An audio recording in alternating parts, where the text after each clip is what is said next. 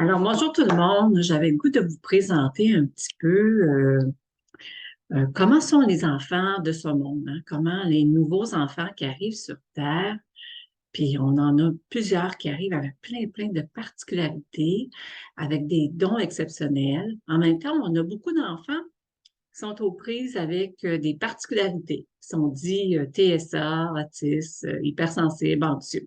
Alors, je voulais juste vous partager quelques informations. Je suis Ginette Savoie, travailleuse sociale de formation, enseignante de formation. Je suis coach de vie, thérapeute énergétique. J'accompagne les parents là, à l'utilisation de nouveaux outils plus holistiques. J'enseigne. Je fais de l'enseignement spirituel et de l'accompagnement pour toute personne qui désire travailler davantage avec leur âme, se libérer de diverses problématiques et défis. Alors aujourd'hui, on va regarder un peu la mission des nouveaux enfants sur Terre. Qui sont-ils? Alors, je vais vous partager un document que je vais aller chercher. Alors, voilà. Alors, aujourd'hui, on va avoir un petit regard spirituel sur l'enfant actuel venu s'incarner. Les nouveaux enfants qui sont venus s'incarner sont particuliers. Mais on se rappelle, pour ceux qui ont peut-être consulté certains sujets, qu'il y a aussi des enfants indigos. Hein. On a plus conscience de cette appellation-là. Je suis moi-même un enfant indigo. Et la vague des enfants indigos, ben, ça fait très longtemps qu'elle est présente. Fait on va voir tout ça en même temps.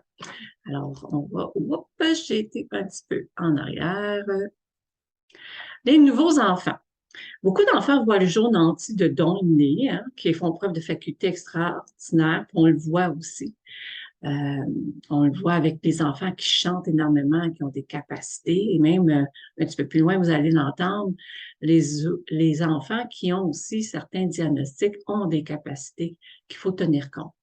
Certains enfants sont d'une sagesse supérieure, certains même se souviennent même de leur vie antérieure. J'en ai moi-même en consultation qui viennent me voir et sont capables de me dire, ah, il y a tel ange, tel archange avec moi, je ressens ça.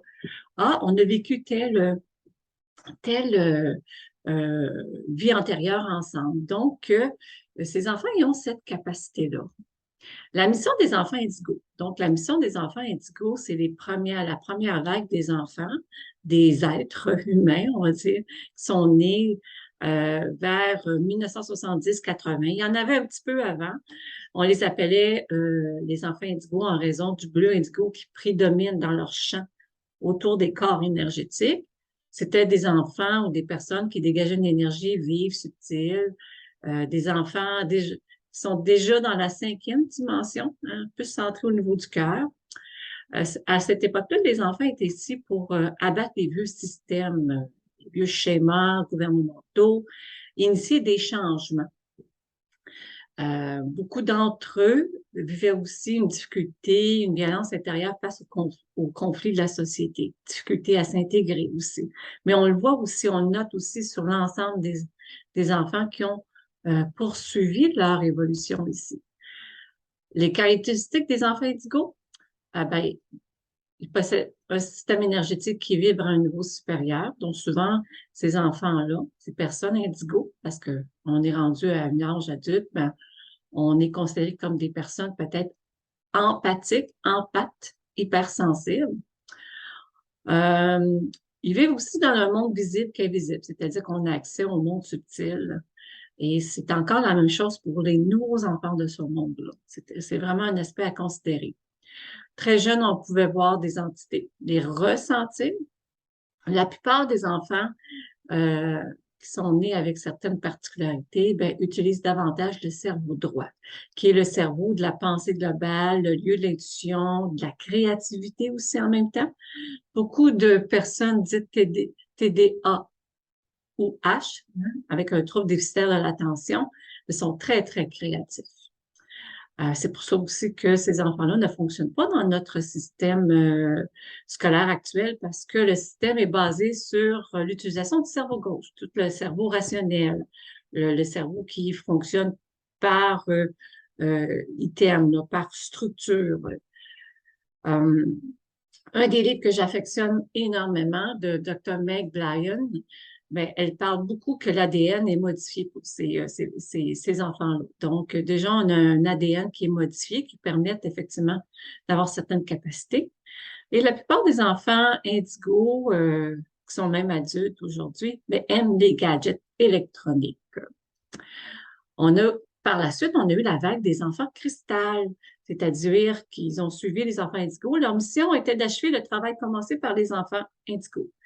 Les enfants cristal, ben, ils sont venus démarrer le processus de renouvellement et de reconstruction qu'on connaît déjà, qui est en place. On parle beaucoup qu'on est en train de changer de dimension, hein, d'aller sur une autre dimension. Autre dimension, c'est plutôt d'accéder à une fréquence vibratoire beaucoup plus élevée, beaucoup plus centrée au niveau du cœur. Donc, c'est ça sont venus commencer à travailler. La mission première d'un enfant cristal était d'enseigner un mode de vie multidimensionnel, dans l'harmonie de la paix, l'amour. Ils sont venus nous apprendre comment vivre des vies responsables. On est encore un peu là-dedans aussi, je dirais. La mission des enfants cristal aussi, c'était de ramener l'amour inconditionnel à l'humanité. Donc, on a vécu dans la phase de la COVID aussi ce retour à soi, hein? Donc, encore plus. Donc, il y en a qui ont vraiment, ce que je pourrais dire, switché. Mais ça a débuté effectivement là, autour des années 1990. Donc, les enfants qui sont nés à peu près dans cette période-là peuvent être considérés comme des enfants cristal. Sachez que c'est pas parce que vous êtes né dans cette période-là que vous êtes un enfant cristal, vous êtes un enfant indigo, etc. Donc, c'est pas tout le monde qui naît avec cette mission-là. Alors, la mission des enfants cristal était de s'imprégner d'un amour pur, puis ils ont une compassion très, très sincère, encore plus sensible aux énergies que les enfants indigos, peu de tolérance aux produits chimiques. Beaucoup sont végétariens, donc c'est pour ça qu'on voit beaucoup d'enfants là, qui ont des hypersensibilités alimentaires, plus grande capacité psychique, capable de télépathie, guérison naturelle. Puis beaucoup n'éprouvent pas le besoin de parler quand ils parlent par télépathie. Et ça, je l'ai vu aussi. Beaucoup d'enfants autistes ou même TDAH, ceux qui ont peu de langage ou ben, souvent quand on contacte leur âme, on s'entend dire que c'est pas nécessaire de parler. Puis dans les faits, ce qu'ils disent souvent, c'est qu'ils sont pas écoutés, donc ils ne parlent pas. Ils aiment mieux être tranchés, être dans leur petit monde à eux. Alors, c'est pour ça qu'on se retrouve avec des enfants avec certains diagnostics. Caractéristiques des enfants cristal, ils utilisent davantage les deux sphères du cerveau. Leur raisonnement est linéaire. Le, non, le raisonnement linéaire, comme l'école est structurée, comme on le structure à l'école, les impatientes. Ils sont capables de fonctionner en mode multitâche. Ils ont l'air dispersés, mais ils sont très connectés. Ils sont attirés vers les gens et ont un cœur ouvert, les personnes âgées, les malades. Puis si vous n'êtes pas axé sur votre cœur, mais ils ont tendance à se refermer. Et c'est la même chose que ce soit avec les parents, grands-parents. Ils ressentent effectivement qui est axé sur le cœur ou pas. Fait que c'est des enfants qui aiment davantage les animaux, la nature et jouer dehors. Donc, vous imaginez que tout ce qui est vraiment d'ordre structurel, ils n'aiment pas. On est arrivé après avec les enfants dits cristallins. Ils sont arrivés autour de 97, 98, encore plus axés sur le niveau du cœur, encore plus dans la compassion. Ils sont encore plus en relation avec l'univers éthérique, c'est-à-dire tous les plans subtils. Très intuitifs et lucides quand leur sentiment est encore plus sensible aux énergies. Mais le milieu scolaire les renferme. Tout ce qui est d'ordre structurel, tout ce qui est effectivement pas axé sur le cœur, qui sont pas axés sur les relations, tout ce qui est vraiment plus d'ordre conflictuel, ben, c'est des enfants qui n'apprécient pas ça et qui ont tendance à se refermer davantage. Après, on a vu les enfants dorés qui sont arrivés sur Terre en 2013. Le rat de ces enfants a souvent une apparence dorée sans pour autant l'être véritablement. Puis les enfants dorés sont arrivés avec une conscience beaucoup plus libre, une ouverture de conscience aussi.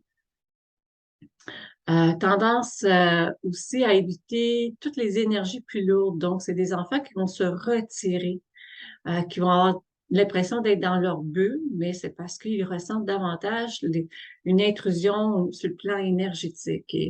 Euh, mais d'emblée, tous les enfants pour lesquels je viens de parler, ils ont une hypersensibilité sensorielle. Moi-même, je peux ressentir énormément les énergies autour. Donc, c'est des enfants qui, quand ils ressentent des énergies très de bas astral, ben, ils vont pas vouloir s'intégrer. Tout ce qui est conflictuel, ils vont encore plus se retirer. Alors, il faut aller travailler à ce niveau-là, mais aussi adapter nos structures surtout. Pour pouvoir véritablement ouvrir leurs dons, ils ont besoin d'assistance pour étreindre tous les êtres, y compris ceux qui n'ont pas de joie. Ils viennent d'un monde de joie.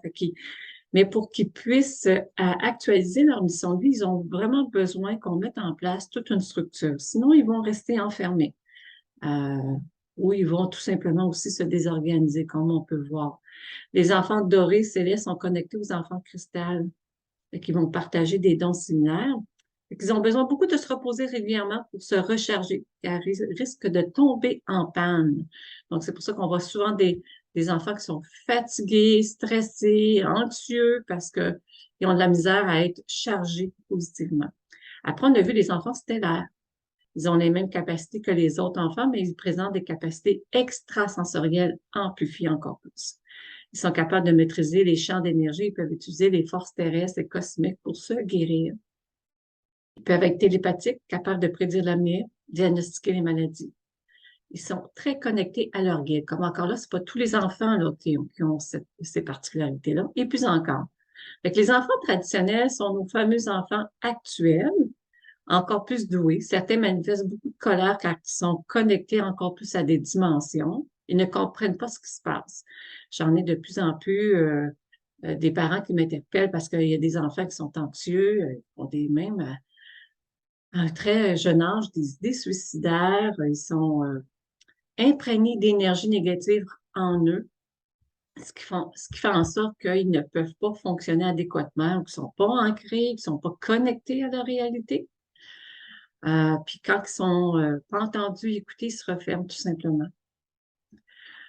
Alors, on sait qu'il y a une augmentation de cas autistes de plus en plus, hein, parce que ces enfants-là deviennent diagnostiqués autistes, c'est parce qu'ils ont plus de difficultés à se fusionner avec leur corps. Les enfants qui ont des particularités vont davantage vouloir retourner à la source, être beaucoup plus avec les énergies vibratoires, leurs guides, les êtres de lumière, ce qui fait qu'ils seront moins ancrés sur Terre. Donc, c'est là qu'il faut aller travailler à les ancrer sur la Terre, à travailler même avec leur âme, venir parler à leur âme qui a besoin parfois d'être sécurisée, d'être accompagnée à ce niveau-là, parce qu'il y a beaucoup d'âmes qui veulent pas s'incarner, même si on fait le choix de s'incarner.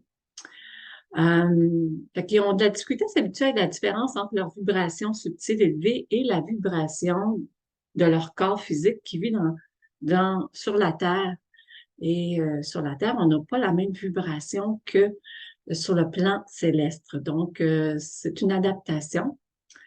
Les enfants autistes ou ayant des particularités, comme je préfère le dire, se sentent pas protégés. Ils sentent que les parents peuvent même pas les protéger, que en fait, la société ne peut pas les protéger des énergies qu'ils ressentent, de tous ces aspects qu'ils peuvent voir et être amenés à ressentir, ce qui fait en sorte ils vont avoir des hypersensibilités sensorielles, même des troubles psychiques, des maladies aussi, comme on voit de plus en plus, ou des diagnostics. Ils ont un problème d'ancrage. Et plus les enfants sont évolués, plus ils luttent sur cette dimension-ci actuellement. Ils fonctionnent à une fréquence beaucoup plus élevée. Alors, en fait, c'est à nous d'élever notre fréquence, c'est à la planète d'élever la fréquence, mais ça doit se faire par les adultes, pas par les enfants. Raison de l'augmentation, je dirais, de l'autisme ou d'enfants TDAH, le plus gros problème est que leur énergie spécifique n'est pas reconnue ni comprise par leur entourage. On n'en parle pas assez. Que ces enfants-là sont, en fait, on est fait d'énergie. On ne parle pas assez de leur mission. On reste davantage centré sur la structure actuelle, hein, une vieille structure scolaire, une vieille structure politique, des vieux modes de fonctionnement, alors que ces enfants-là veulent un mode de fonctionnement totalement différent, de paix, d'amour, d'harmonie, centré sur le cœur. Fait qu'il y a un manque de communication. Et même au niveau parental, quand je travaillais surtout au CLSC, je le voyais très bien, hein, les parents qui sont peu présents. Tu sais, on peut être présent, mais peu communicatif ou vivre un rythme de vie euh, qui amène les enfants à se sentir abandonnés, rejetés euh, et non aimés. Euh, Beaucoup de parents cherchent à pouvoir offrir tout ce qui est nécessaire à leur enfant, que ce soit au niveau technologique, que ce soit au niveau des cours à suivre, mais le rythme de ces enfants-là, c'est pas ça qui convient. C'est vraiment un rythme beaucoup plus doux, un rythme centré sur la relation, la nature, prendre le temps de pouvoir se déposer dans le corps, centré sur leur âme.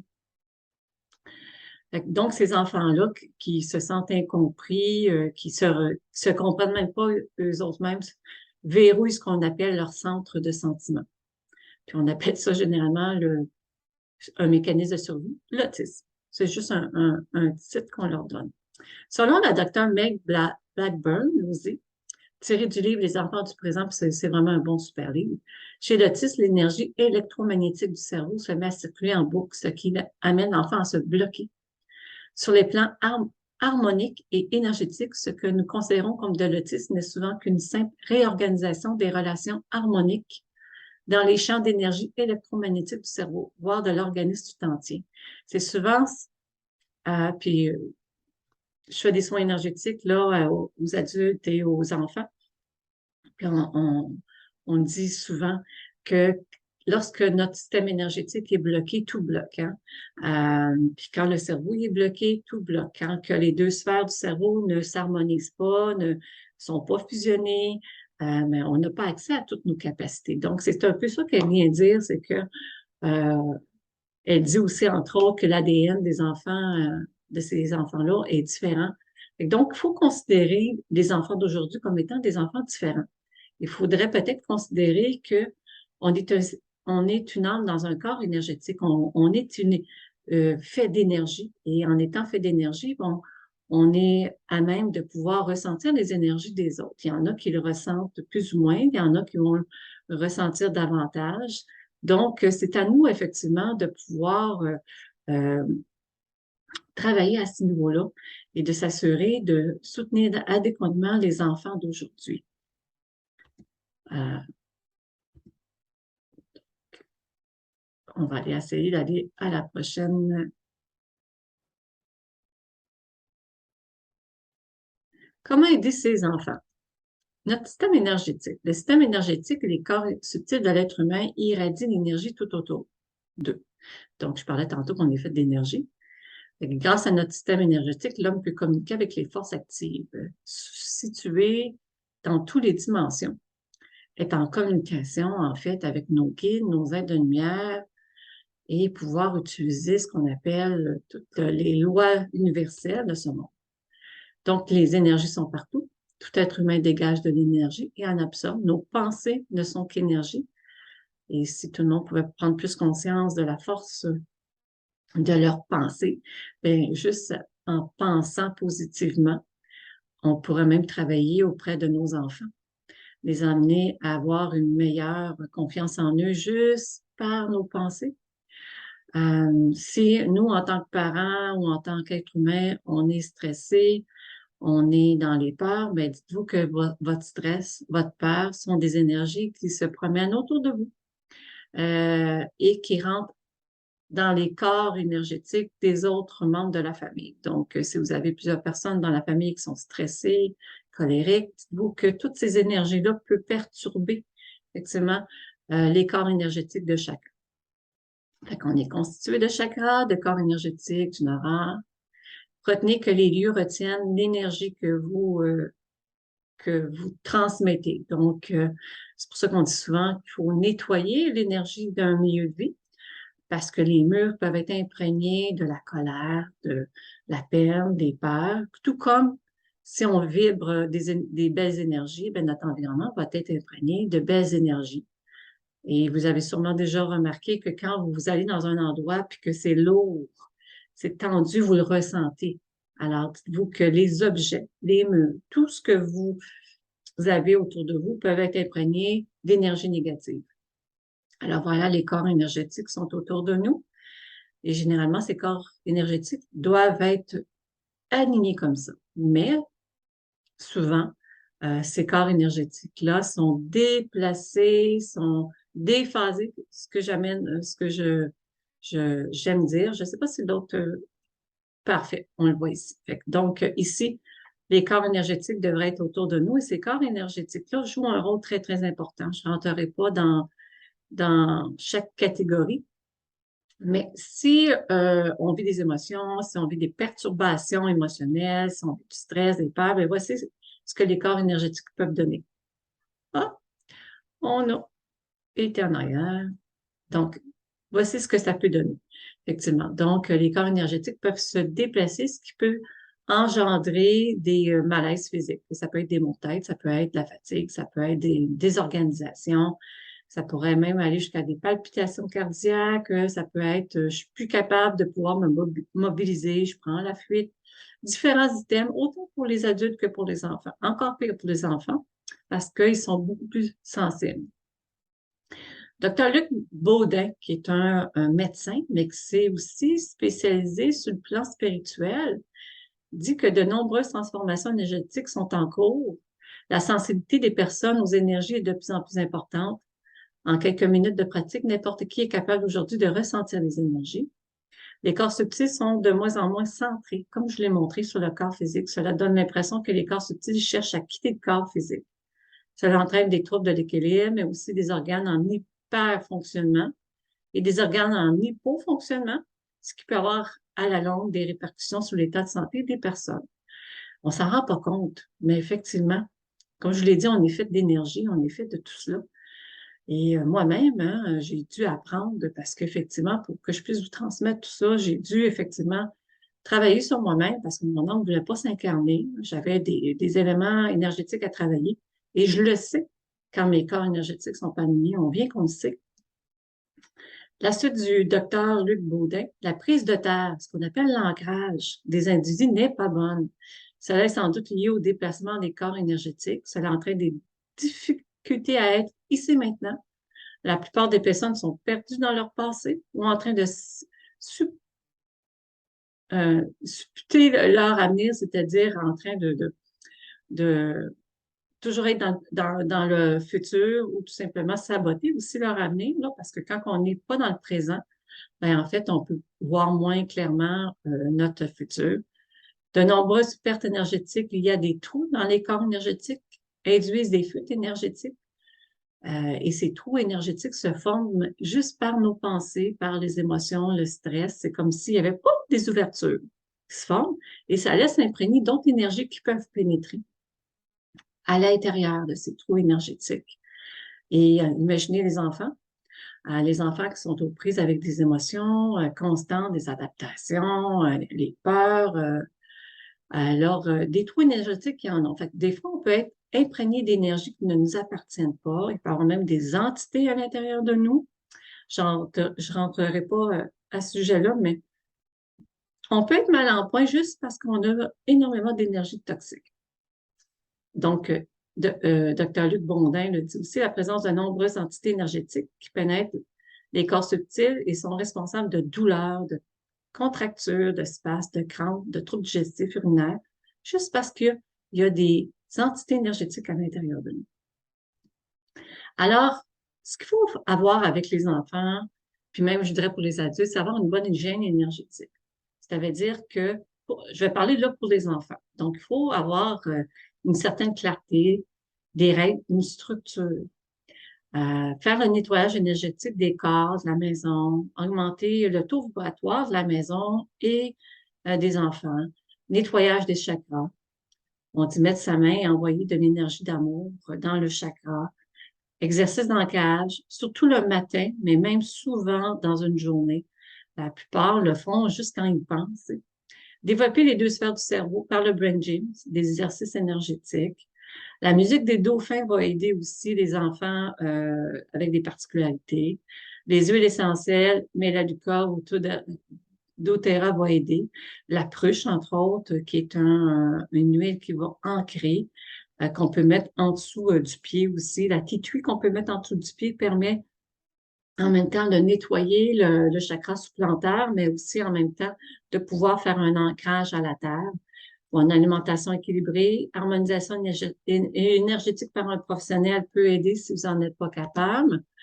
Donc, ancrage et centrage des corps. Pourquoi s'ancrer? Ben, parce que nous sommes reliés en permanence aux énergies telluriques et cosmiques. Fait qu'un manque d'énergie tellurique ou bien un excès d'énergie cosmique entraîne un déséquilibre sur le plan énergétique et entraîne un déséquilibre des corps énergétiques.